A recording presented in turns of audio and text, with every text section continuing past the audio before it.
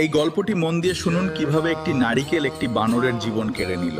এক রেইন ফরেস্টে একজন শিকারী চালাকি করে এক গাছের সঙ্গে একটি নারিকেল বেঁধে রাখলো। আসলে ওই নারিকেলটি ছিল ট্র্যাপ। নারিকেলের বাইরে একটি ছিদ্র ছিল এবং তার ভিতরে দুধ সাদা চাল রাখা ছিল। বানরটা এসেছিল ওই দুধ সাদা চালটা খাওয়ার লোভে। নারিকেলের ভিতরে হাত ঢুকালো এবং মুঠোর ভেতরে চালগুলো ধরলো।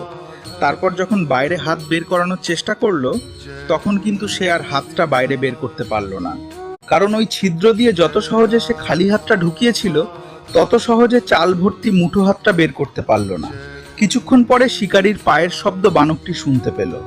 শিকারী ধারালো অস্ত্রটি নিয়ে বানরটার দিকে ধীরে ধীরে এগিয়ে এলো। বানরটি আপ্রাণ হাজারো চেষ্টা করলো। সে দুপা দিয়ে গাছে ধাক্কা দিয়ে কোনো রকম হাতটা বাইরে বের করানোর চেষ্টা করলো, কিন্তু কোনো রকম ভাবেই সে হাতটাকে বের করতে পারলো না। হাজার রকম চেষ্টা করলো গাছটির উপরে চড়ে যাওয়ার, কিছুতেই গাছটির উপরে চাপতে পারলো না, না হাতটা বের করতে পারলো। শেষ পর্যন্ত শিকারীটি এসে বানরটিকে আঘাত করলো আর বানরটি মারা গেল।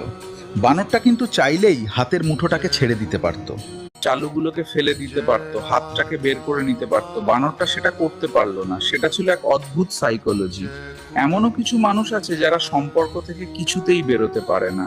তারা জানে কিছুতেই ওই মানুষটার সঙ্গে ভালোভাবে থাকতে পারবে না, ভালোভাবে বাঁচতে পারবে না, তারপরেও ওই রিলেশনটাকে কন্টিনিউ চালিয়ে যায়, চাল ধরে থাকা মুঠোটার মতো করে। তারা সর্বশান্ত হয়ে যায় কিন্তু ওই মুঠোটা খুলতে পারে না।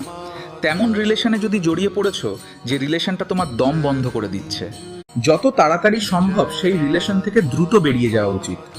যত দ্রুত বেরোতে পারবে তত দ্রুত রিকভার করতে পারবে।